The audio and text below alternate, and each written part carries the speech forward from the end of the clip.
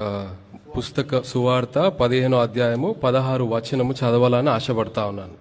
तुमने मुझे नहीं चुना परंतु मैंने तुम्हें चुना है और तुम्हें नियुक्त किया कि तुम जाकर फल लाओ और तुम्हारा फल बना रहे कि तुम मेरे नाम से जो कुछ पिता से मांगो वही तुम्हें दे। మీరు నన్ను ఏర్పరచుకునలేదు, మీరు నా పేరుట తండ్రిని ఏమి అడుగుదురో అది ఆయన మీకు అనుగ్రహించినట్లు మీరు వెళ్ళి ఫలించుటకును మీ ఫలము నిలిచి ఉండుటకును నేను మిమ్మును ఏర్పరచుకొని నియమించి తిని. मैंने नहीं परंतु सद्गुरु ने मुझे चुना है। నేను యేసయ్యని నేను ఎన్నుకోలేదు కానీ యేసయ్య మాత్రము నన్ను ఎన్నుకున్నాడండి. मैं एक स्टोरी आपके सामने रखूंगा। నా జీవితంలో జరిగిన ఒక కథని మీ ముందు నేను చూపియాలని నేను ఆశపడతా ఉన్నాను. किसी गांव में एक गुरु और शिष्य रहते थे। ఒక ఊర్లో ఒక శిష్యుడు ఇంకా ఒక గురువు ఉన్నారండి. और उस गांव में एक नदी थी और एक ही ब्रिज था। ఒక నది అక్కడ ప్రవహిస్తా ఉంది, దాని మీద ఒక బ్రిడ్జ్ ఉందండి. దాని మీద और उन्हें दूसरी तरफ जाना था। ఇంకా ఈ పారు నుంచి ఆ యుద్ధకు దాటాలి వాళ్ళు, గురువు ఇంకా శిష్యుడు. तो गुरु ने कहा शिष्य से तू मेरा हाथ पकड़ ले। గురువు చెప్తా ఉన్నాడు శిష్యుకి, నా చేయి పట్టుకొని నడువు అని చెప్తా ఉన్నాడండి. और उसने बार बार कहा तू मेरा हाथ पकड़ ले, हाथ पकड़ ले। గురువు చెప్తా ఉన్నాడు, మరి ఒకసారి చెప్తా ఉన్నాడు, నా చేయి పట్టుకొని నడువు అని చెప్తా ఉన్నాడు గురువు శిష్యునికి. लेकिन उस शिष्य ने हाथ को नहीं पकड़ा। ఆ శిష్యుడు ఆ గురువు చేయి పట్టుకోలేదని చూస్తా ఉన్నాం అక్కడ. और उसके बाद गुरु ने शिष्य का हाथ पकड़ा और नदी के दूसरी तरफ ले जाके छोड़ दिया उस पुल से। ఈ యొక్క ఒడ్డు నుంచి గురువు ఆ శిష్యు ఒక చేయి పట్టుకొని తీసుకొని ఆ ఒడ్డుకి చేరారండి ఇద్దరు, గురువు ఇంకా శిష్యుడు కలిసి. और गुरु ने दूसरी तरफ जाके शिष्य से कहा मैं कहता था तू हाथ पकड़ ले, हाथ पकड़ ले, लेकिन तूने हाथ को क्यों नहीं पकड़ा। గురువు అడుగుతా ఉన్నాడు శిష్యుని, నా చేయి పట్టుకోమని నేను అన్నిసార్లు చెప్పాను కదా, నా చేయి నువ్వు ఎందుకు పట్టుకోలేదని అడుగుతా ఉన్నాడు శిష్యుణ్ణి. तो शिष्य ने बड़ा ही सुंदर सा जवाब दिया। శిష్యుడు ఒక మంచి ఒక జవాబు ఇచ్చాడు గురువుకి. शिष्य ने कहा मुझे पता है मैं कितना कमजोर और कितना निर्बल हूँ। శిష్యుడు చెప్తా ఉన్నాడు, నేను ఎంత బలహీనున్నో నాకు తెలుసు గురువా అని చెప్తా ఉన్నాడు అక్కడ. और मुझे पता है कि मैं यदि आपका हाथ पकड़ता तो छोड़ देता। నేను ఒకవేళ నేను మీ యొక్క చేయి పట్టుకుంటే నేను మధ్యలో వదిలేస్తుండేనేమో అని చెప్తా ఉన్నాడు. और मुझे पता था कि मैं यदि आपका हाथ पकड़ता तो छोड़ देता। ఒకవేళ నేను మీ చేయి పట్టుకుంటే నేను మధ్యలో వదిలేస్తుండే. और मुझे पता था कि आप जिसका हाथ पकड़ते हो कभी नहीं छोड़ते हो। మీరు ఎవరినైనా చేయి పట్టుకుంటే వారిని ఎప్పుడు వదిలిపెట్టరని నాకు తెలుసు గురువా అని శిష్యుడు చెప్తా ఉన్నాడండి. इसका तात्पर्य यह है कि मैंने नहीं परंतु उसने मेरा हाथ पकड़ा है। నేను కాదు గాని యేసు నా గురువు నా చేయి పట్టుకొని నడిపిస్తా ఉన్నాడు నన్ను. आइए मैं अपनी साक्षी रखता हूँ, अर्थात ये परमेश्वर के किए हुए गुणों का वर्णन है। నా జీవితంలో జరిగిన ఒక సాక్ష్యాన్ని మీ ముందు నేను ప్రవేశించాలని ఆశపడతా ఉన్నాను. परमेश्वर को जैसा मैंने समझा और जैसा उसने भलाई और करुणा मेरे साथ की उसे मैं आपके समक्ष रख रहा हूँ, आपके सामने रख रहा हूँ। దేవుని కనికరముతో నన్ను నా జీవితాన్ని ఎట్లయితే రక్షించాడో మీ ముందు నేను ఈ యొక్క సాక్ష్యాన్ని ముందు ప్రవేశించాలని ఆశపడతా ఉన్నాను. मेरा नाम सागर संगम నా పేరు సాగర్ సంగం అండి. और मैं ऋषिकेश उत्तराखंड से आता हूँ। రిషికేశ్ ఉత్తరాఖండ్ అనే ప్రాంతం నుంచి నేను వచ్చాను. और मेरी प्रारंभिक शिक्षा गुरुकुल से हुई।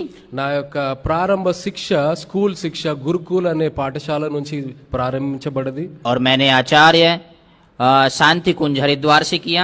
నేను ఆచార్య శాంతి గురు నుంచి అక్కడి నుంచి నేను ఆచార్య అని ఇవన్నీ చేశానండి అక్కడ. और मैं एक अखाड़े में साधु रहा। నేను అక్కడ అఖాడే అని అక్కడ మందిరాలు ఉంటాయి, అక్కడ నేను ఒక సాధుగా నేను పెరిగాను. और उसके बाद मैं वृंदावन में एक मठ में गुरुगद्दी पर साधु रहा। బృందావన్ అనే ప్రాంతంలో నేను అక్కడ ఒక అధిపతిగా ఒక సాధువుగా నేను అక్కడ నియమింపబడ్డానండి. और एक बार काशी में महंत के लिए गद्दी के लिए एक महंत चुनना था। కాశీలో మహంతి అని అంటే ఉన్నతమైన పంతులు గురించి అక్కడ వారు నన్ను ప్రేరేపించారు నా పేరుని. और वहाँ कई लोग गए అక్కడ చాలా మంది వెళ్ళారు అక్కడ. और वहाँ मेरा भी जाना हुआ। అక్కడ నేను కూడా వెళ్ళాను అక్కడికి. और जो पिछला महंत था उसने कहा तुम्हें सुबह महंत बनाएंगे। ఎవరైతే ఇంతకు ముందు ఉన్న మహంత్ ఆయన నా పేరు తీసుకొని ఉన్నాడు, నెక్స్ట్ నీవే మహంత్ గా ఉండబోతున్నావు ఈ కాశీకి అని. और जिस सुबह मुझे महंत बनाना था उसी रात को मुझे पेट में दर्द हुआ। ఆ ఉదయాన ఎప్పుడైతే నన్ను మహంత్ చేశారో ఆ రాత్రి నా కడుపులో చాలా నొప్పిగా మొదలయ్యింది. और फिर उन्होंने एक हॉस्पिटल में एडमिट किया నన్ను అక్కడ ఒక హాస్పిటల్లో నన్ను భర్తీ చేశారండి హాస్పిటల్లో. और हम उस हॉस्पिटल को छोड़कर जीबी पंत दिल्ली में एक हॉस्पिटल में एडमिट हुए। అక్కడి నుంచి మేము జీవీపన్ అనే ఢిల్లీలో ఒక హాస్పిటల్ ఉంది, అక్కడికి మారిపోయాము. और वहां जाकर पता चला कि तुम्हें किसी ने स्लो पॉइजन खिलाया है। అక్కడ నీకు ఒక విషం ఇచ్చారు, నీ శరీరంలో అది స్లోగా ప్రవహిస్తా ఉంది అని చెప్తా ఉన్నారు అక్కడ. और उन्होंने ऑपरेशन किया और एक ड्रेन लगाई, उसके साथ एक डब्बे को बांधा। నాకు శరీరంలో నా కడుపు కుడి పక్కన అక్కడ వాళ్ళు ఆపరేషన్ చేసి ఒక డబ్బా పెట్టారండి.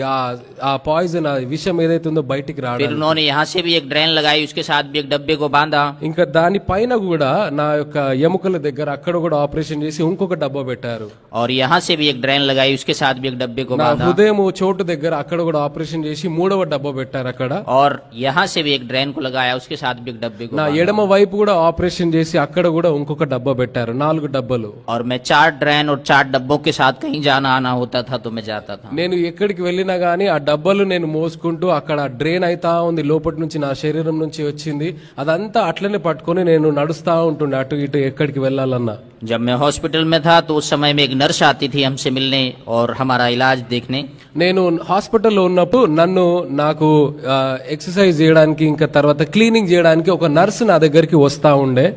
और नर्स का कहना था कि मैं जीवित परमेश्वर के नाम से तुम्हारे लिए प्रार्थना करूं। నర్సు నాతోటి ఎప్పుడు చెప్తా ఉంటుండే, జీవించిన యేసు ఆయనకి నేను నీ గురించి ప్రార్థన చేస్తాను, నిన్ను స్వస్థపరచడానికి అని ప్రార్థన చేస్తా ఉంటుండే. और उसका हमेशा कहना रहता था मैं जिंदा परमेश्वर के नाम से आपके लिए प्रार्थना करूं। ఆమె ఎప్పుడు నా దగ్గర సంబోధిస్తుండే, జీవించిన యేసుతో నేను నీ గురించి ప్రార్థన చేస్తానని చెప్తా ఉంటుండే.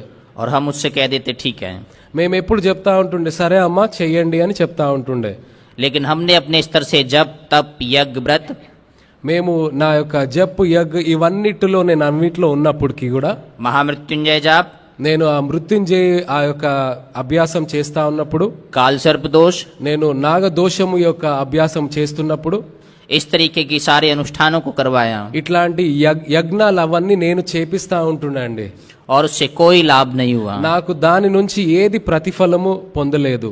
और तबीयत और ज्यादा खराब होती गई। నా ఇంకా ఆరోగ్యం ఇంకా క్షీణించిపోతుందని నేను చూస్తా ఉన్నాను. और मुझे लगा परमेश्वर इस संसार में नहीं है।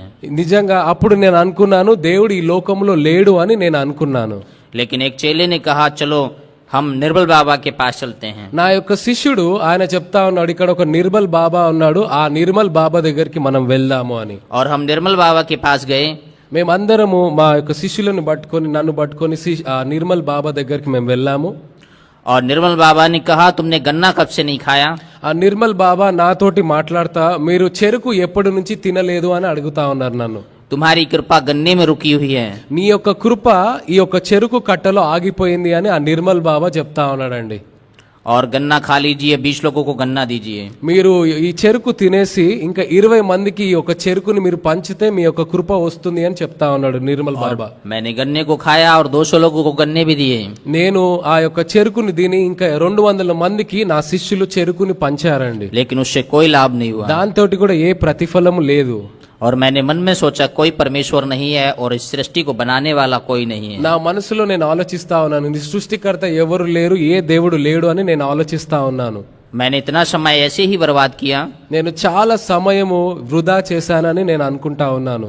और मैंने सोच लिया कि ये शिष्य भी एक दिन छोड़कर चले जाएंगे चेले।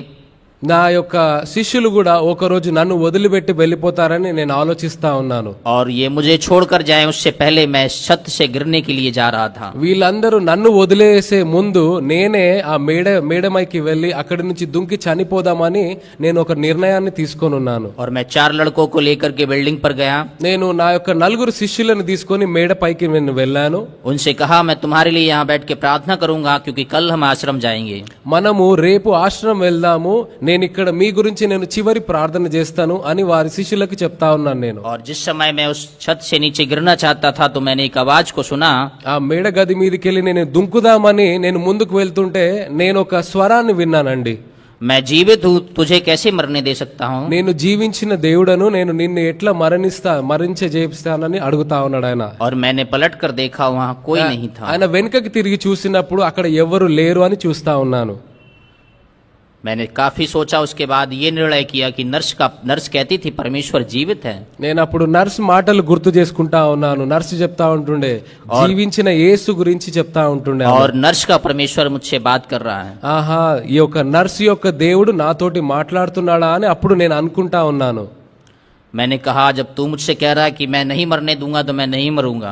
నన్ను చనిపోవడానికి నువ్వు నాకు అనుమతించవు కాబట్టి సరే అని నేను నిలబడి ఉన్నాను అక్కడ. और हम उसी दिन हॉस्पिटल को छोड़कर वृंदावन चले गए. ఆ రోజు నుంచి నేను హాస్పిటల్ వదిలేసి నా యొక్క ప్రాంతం బృందావన్ అనే ప్రాంతానికి వెళ్ళిపోయాను. और वो शुक्रवार वाला दिन था. अगले शुक्रवार को सारी ड्रेन निकल गई. ఈ యొక్క వచ్చే ఒక శుక్రవారం, ఆ ఒక వారం తర్వాత నా యొక్క డబ్బాలు, ఈ డ్రైన్ అయితే ఏదైతుందో నా శరీరం నుంచి అవన్నీ తీసేశారండి. और मैं अभी पूरी तरीके से ठीक हूँ. అక్కడ నేను సంపూర్ణంగా స్వస్థపడ్డాను. నేను मैंने आश्रम को लिख कर दिया कि मैं परमेश्वर की खोज करने जा रहा हूँ. నేను అక్కడ పనిచేసే ఆశ్రమంలో నేను రాసి పెట్టాను, ఇంకా నాకు దీనికి ఏమి సంబంధం లేదని. और मैं फिर वापस नर्स को देखने के लिए आया. దాని తర్వాత నేను హాస్పిటల్ కి వచ్చాను, నర్స్ ని మరి ఒకసారి కలుద్దామని. और वो नर्स मुझे नहीं मिली. అక్కడ నాకు నర్సు అక్కడ కలవలేదండి. मैं एक व्यापारी के पास काफी दिनों तक रहा. నేను ఒక వ్యాపారి ఒక దగ్గరికి నేను చాలా దినాలు ఆయనతో సహవాసం చేస్తా ఉన్నాను అక్కడ. और मुझे एक कबाड़ी से बाइबल मिली थी. అక్కడ ఈ యొక్క పాత సామాన్లు అమ్ముకునే ఒక వ్యక్తి దగ్గర నాకు ఒక బైబిల్ దొరికింది ఆయన దగ్గర.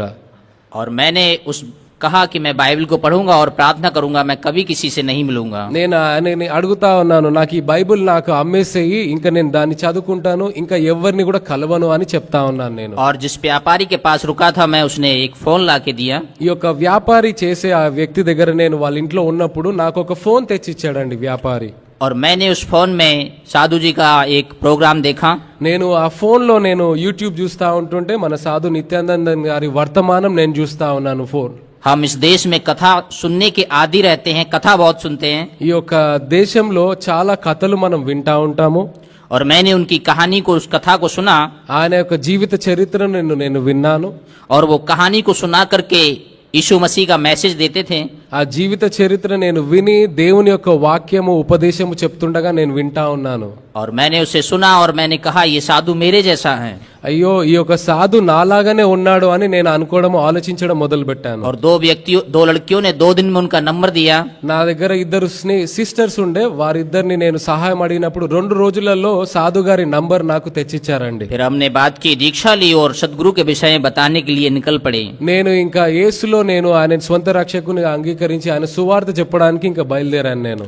और मैं सिर्फ यही बताने आया हूँ कि परमेश्वर जीवित है. నేను ఇక్కడ ఒకటి చెప్పాలనుకుంటున్నాను, ఏంటంటే యేసుక్రీస్తు జీవించి ఉన్నాడు అని. वो सत्य है, सनातन है, हमेशा रहता है. ఆయన సత్యము, ఆయన ఎల్లప్పుడు నిరంతరం ఉండువాడు. ఆయన यीशु मसीह कल आज और युगानुयुग एक जैसा है. నిన్న నేడు ఏకరీతంగా ఉన్న మన యేసుక్రీస్తు అని చెప్తా ఉన్నాను నేను. वो कभी नहीं बदलता. ఆయన ఎప్పుడు కూడా మార్పు నొందడు అండి. वो हमेशा आपके साथ है. ఆయన ఎల్లప్పుడు మనకు తోడుగా ఉంటాడని చెప్తా ఉన్నాను. विश्व की सारी, दुनिया की सारी साक्षी, सारी कहानियां यीशु मसीह में पूरी होती ఈ हैं. లోకంలో ప్రతి ఒక్క సాక్ష్యము, ప్రతి ఒక్కటి యేసు గురించి, ఆయన ద్వారా అది సంపూర్ణమైతా ఉంది. मैंने इस देश में जन्मा, इस भारत में, तो यहाँ की जो प्रचलित कथाएं, प्रचलित किताबें, 4 वेद और पुराण, उनका मैंने अध्ययन किया. ప్రతి ఒక్క పురాణము, ప్రతి ఒక్క ఈ యొక్క ఇతర మతాల పుస్తకాలలో నేను మొత్తం అవన్నీ అధ్యయనం చేశాను నేను చాలా. आप किसी भी पुस्तक में सृष्टि रचना को नहीं पाएंगे. ఎక్కడ కూడా చూసినా గానీ ఈ సృష్టి ఎట్లయితే సృష్టించబడ్డదో అది ఎక్కడ మీకు ఏ పుస్తకాలలో కనిపించదండి. आप बाकी सभी पुस्तकें पढ़ेंगे, उसमें किसी में भी विधिवत तरीके से सृष्टि रचना नहीं है. ఈ సరైన నిర్ణయము క్రియాల వల్ల ఎట్లయితే డిసిప్లిన్ గా మన యేసయ్య చేశాడో అది ఏ పుస్తకంలో కనిపించదండి. सभी पुस्तकें ये बात को जताती है, ब्रह्मांड कैसे बना, पृथ्वी कैसे बनी और ये संसार में मनुष्य कैसे आया. ఈ భూమి, ఆకాశాలు, ఈ మనుషులు, ఈ చెట్లు ఎట్లా అయితే సృష్టించబడ్డాయి అదంతా మన పరిశుద్ధ గ్రంథంలో లిఖితంగా ఉన్నదని చూస్తా ఉన్నాము. और ये ब्रह्मांड की सिर्फ एक पुस्तक है जिसमें विधिवत तरीके से सृष्टि रचना लिखी हुई है. ఈ భూమిలో, ఈ భూలోకంలో ఈ యొక్క పుస్తకం పరిశుద్ధ గ్రంథంలోనే ఒకటే గ్రంథంలో రాయబడి ఉన్నది. ये अपने आप में पूरा है, ये मैं आपको बताने आया हूँ. ఈ యొక్క గ్రంథంలో ప్రతి ఒక్కటి మీకు ఉంది, ఈ సృష్టిని ఎట్లయితే సృష్టించారో. इसे छोड़ और किसी में पूरी तरीके से विधिवत तरीके से सृष्टि रचना नहीं है। ఏ పుస్తకంలో గాని మీరు వెతికినా దొరకదు గాని ఈ యొక్క పవిత్ర గ్రంథంలో మీరు చూస్తున్నట్టయితే ప్రతి ఒక్కటి మీకు దొరుకుతుందండి. इसमें पृथ्वी और आकाश के विषय में लिखा हुआ है ఈ యొక్క భూమి పరలోకము ఆకాశం గురించి ఈ యొక్క और इसमें मनुष्य के विषय में भी लिखा है మనుషుల గురించి కూడా రాసి ఉంది దీంట్లో. और इसमें लिखा है कि मनुष्य कैसे बना और पृथ्वी कैसे बनी। మనుష్యుడు ఎట్లా తయారు చేయబడ్డాడు, ఈ భూమి ఎట్లా తయారు చేయబడ్డదో అని రాయబడి ఉన్నది. और इसमें ये लिखा है कि पृथ्वी का अंत कैसे होगा। ఈ యొక్క భూమి అంతిమ ఎట్లా ఉంటుందో అని కూడా ఈ యొక్క పరిశుద్ధ గ్రంథంలో లిఖితముగా చేయబడి ఉంది. ये अपने आप में पूरी है और अद्वितीय है, इसके जैसी दूसरी नहीं है। ఈ యొక్క పరిశుద్ధ గ్రంథము లాగా ఇదొకటి సంపూర్ణమైన పుస్తకము, దీనిలాగా ఇంకో మరొకటి లేదు అని నేను చెప్తా ఉన్నాను. और मसीह यीशु को छोड़कर और कोई उद्धार करता नहीं है। యేసు క్రీస్తు లాగా మనల్ని ఎవ్వరు ఆదరించరండి. वो जीवित है, ఆయన జీవించి ఉన్నాడు, वो सनातन है ఆయన సనాతంగా ఉన్నాడు, ఆయన और वो सत्य है। ఆయన నిజమైన వాడు. हम भारतीय हैं మనమందరము భారతీయులము और हम यहाँ हजारों वर्षों से परमेश्वर की प्रतीक्षा कर रहे हैं, अवतार की प्रतीक्षा करते हैं। వేల సంవత్సరాల నుంచి ఒక అవతారుడు లేకపోతే ఒక పురుషుడు వస్తాడని మనం చూస్తా ఉన్నాము. और हम कहते हैं कि कल्कि आएंगे, మేమందరం అనుకుంటా ఉన్నాం, మనమందరం ఒక కల్కి అనే ఒక వ్యక్తి వస్తాడు అని. और कल्कि की पहचान होगी कि वो कुंवारी कन्या से जन्म लेंगे।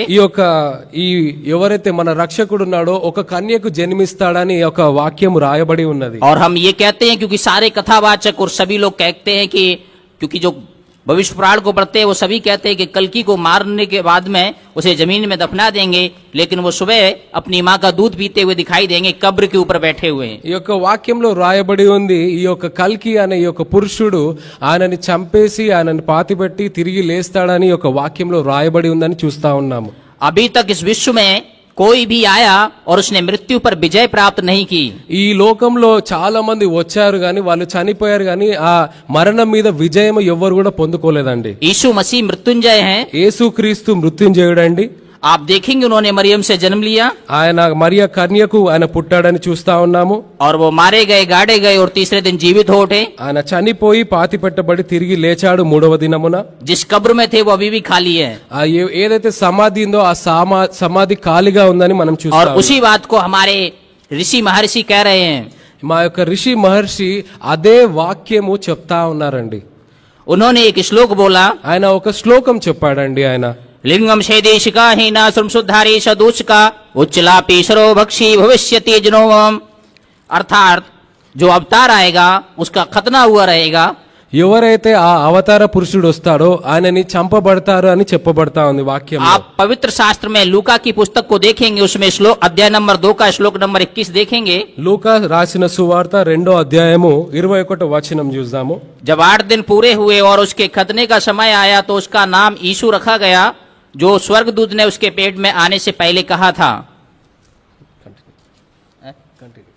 जी पढ़ दिया। లూకా రాసిన సువార్త 2వ అధ్యాయం 21వ వచనం. ఆ శిశువును సున్నతి చేయవలసిన ఏమిదని దినము 8వ దినము వచ్చినప్పుడు గర్భమందిన పడకమున్నప్పుడు దేవదూత చేత పెట్టబడిన యేసు అను పేరు వారు ఆయనకు పెట్టిరి.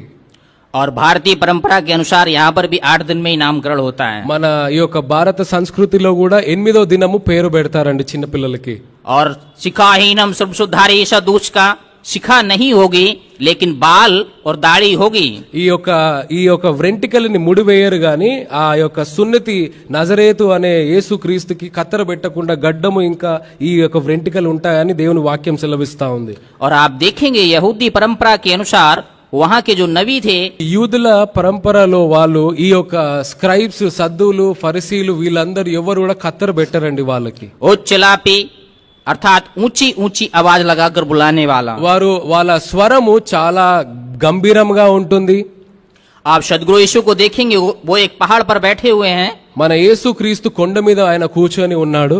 और वहां से वो 5000 लोगों को संबोधित कर रहे हैं, बात कर रहे हैं उनसे। అక్కడ 5000 మందికి దేవుని సువార్తని అక్కడ చెప్తా ఉన్నాడండి. అక్కడ और यीशु मसीह के समय में ऐसी कोई व्यवस्था नहीं थी యేసు క్రీస్తు సమయంలో ఇట్లాంటి మైక్లు అప్పుడు ఏవి కూడా లేవని చూస్తా और ఉన్నారు. वो एक जगह से बात करते थे, सभी सुनते थे उनकी। ఆయన ఒక్క స్థలము నుంచి మాట్లాడినప్పుడు అక్కడ ఉన్న 5000 మంది వింటా ఉంటుండే అండి. यानी वो उच्चलापी थे ఆయన చాలా గంభీరమైన స్వరముతో చెప్తా ఉంటుండు. और सर्वभक्षी ఆయన ప్రతి ఒక్క విషయాన్ని, यानी सब कुछ खाने वाले, ప్రతి ఒక్కటి తినే ఆహారం కూడా उन्होंने किसी चीज को अशुद्ध नहीं ठहराया। ఆయన దేన్ని కూడా శుద్ధు అని చెప్పలేదండి, उन्होंने सब పవిత్రమని. चीजों को खाने के लिए कहा है। ప్రతి ఒక్కటి మీరు తినొచ్చు అని దేవుని వాక్యం సెలవిస్తా ఉంది, యేసుక్రీస్తు చెప్పినట్టు.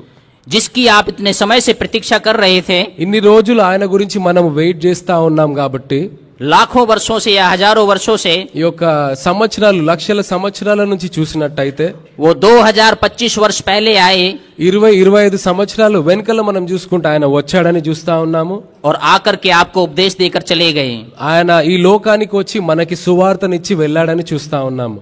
और वो हमेशा आपके साथ हैं, ఆయన ఎప్పుడు కూడా మీతోనే ఉన్నాడని చూస్తా ఉన్నాము. और वो हमेशा आपके साथ रहेंगे, ఎప్పుడు కూడా మీతోనే ఉంటాడు యేసయ్య అని చెప్తా ఉన్నాను. क्योंकि स्वर्ग और पृथ्वी के बीच में कोई दूसरा नाम उद्धार के लिए नहीं दिया गया है। ఈ యొక్క పరలోక భూలోకంలో మనం చూసినప్పుడైతే ఎవ్వరు కూడా మనల్ని ప్రేమతో పలకరిస్తారని ఎవరి పేరు రాయబడి లేదండి. वो अकेले हैं जो उद्धार करता है। ఆయన ఒక్కడే మనల్ని పరామర్శిస్తాడు, మన మాట వింటాడని చూస్తా ఉన్నాము. आइए हम अपनी वाणी को विराम देकर के शांति वाचन करेंगे। నేను శాంతి అనే శ్లోకము నేను చెప్పి నా యొక్క ఈ యొక్క సాక్ష్యము ముగించాలని ఆశపడతా ఉన్నాను. बोलिए सदगुरु यीशु महाराज की जय। यीशु, जय ख्रिस्त।